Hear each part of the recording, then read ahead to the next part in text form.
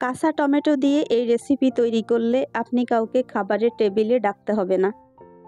যে যেখানে লুকিয়ে থাকুক, যে যেখানেই থাকুক, সবাই ছুটে আসি বসে পড়বে এই খাবারের লোভে। আসসালামু আলাইকুম। এস.এন. রোজি কুকিং চ্যানেলে সবাইকে স্বাগতম। কাঁচা টমেটো দিয়ে এই রেসিপি কে কে খেয়েছেন কমেন্টে জানাবেন। আমি কিন্তু আজকে মজা করে তৈরি করে ফেলবো কাঁচা টমেটোর রেসিপি। কাঁচা টমেটো দিয়ে রেসিপি তৈরি করতে প্রথমে একটা কড়াইয়ের মধ্যে দিয়ে দিয়েছি পরিমাণ মতো পেঁয়াজ, কাঁচামরিচ, তেল।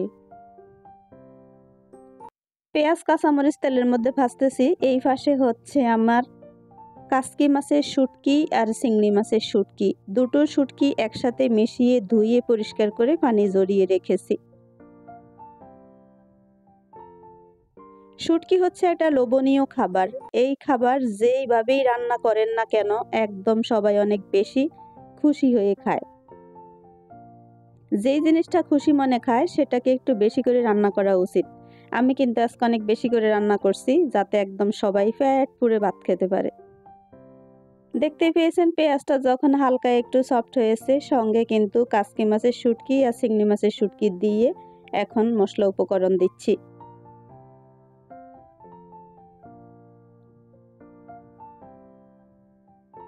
সঙ্গে দিচ্ছি হলুদ পাউডার, মরিচ পাউডার,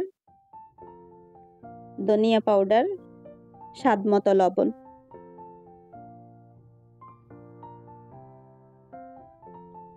একদম সব মশলা উপকরণ কিন্তু দেওয়া শেষ। এখন যাতে পুড়ে না যায় শুটকিগুলো, সেজন্য কিন্তু একসঙ্গে অল্প একটু পানি দিয়ে শুটকিগুলো ভালো করে কষিয়ে নিতে হবে।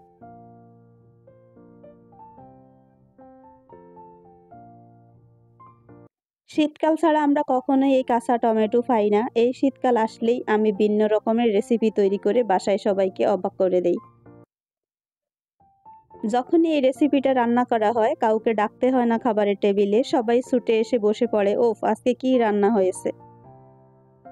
বেশি করে কাঁচা টমেটো একদম চিকন করে ফলে নিতে হবে, মানে কেটে নিতে হবে। তারপর হচ্ছে সঙ্গে চাইলে কিন্তু একটু সবজিও দিতে পারেন, সিম, মূলা। শুধু কাঁচা টমেটো দিয়ে এটা করা যায়, আমি আজকে একটু সবজিও সঙ্গে দিয়েছি, একটা একটা করে অল্প একটু।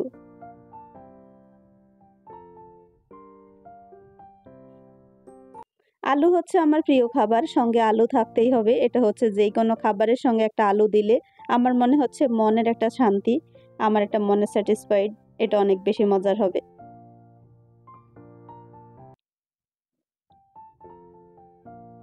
তারপর এই যে এখন দেখতেই পাচ্ছেন পাশের চুলায় কিন্তু শুটকিটা কষানো শেষের পথে, সঙ্গে সবগুলো কাঁচা টমেটো সবজি দিয়ে মজা করে ভালো করে কষিয়ে নিতে হবে। আমি এইগুলো রান্না করতে অনেক এনজয় করি, তাই আমি সবসময় বলি মজা করে রান্না করি। আসলে কিন্তু এটা দুর্দান্ত একটা খাবার হয়, সবাই অনেক বেশি খুশি হয়। যারা সবজি খেতে চায় না তাদেরকে এরকম করে বিভিন্ন প্রসেস করে সবজি খাওয়ালে সুস্থ থাকবে, ভালো থাকবে। দেখতে পেয়েছেন এখন কিন্তু কষানোর পর্ব চলছে, একটু পরে একটু অল্প করে পানি দিব। আর যেহেতু কাঁচা টমেটো অনেক বেশি পানি বের হবে, তাই পানি না দিলেও চলবে। একটু পর পর একটু নেড়ে চেড়ে দিলে এপাশ ওপাশ সবগুলো একসঙ্গে সুন্দর করে কষানো হয়ে যাবে। যেহেতু আলু দিয়েছি তাই অল্প একটু পানি দিয়ে এটাকে এখন সুন্দর করে রান্না করা হচ্ছে। উপর থেকে একদম সেই ধনিয়া পাতা, শীতকালের সব থেকে পছন্দের ধনিয়া পাতা একটু ছিটিয়ে দিবেন, পুরা ঘর দেখতে পাবেন ধনিয়া পাতার ঘ্রাণে। সবাই কিন্তু ছুটে আসবে, কি যে রান্না হচ্ছে।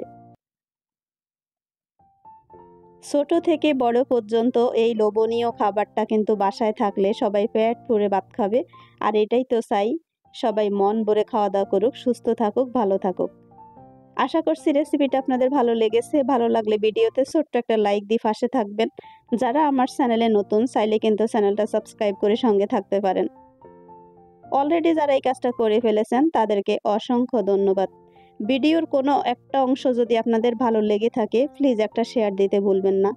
সবাই অনেক বেশি ভালো থাকেন। আল্লাহ হাফিজ।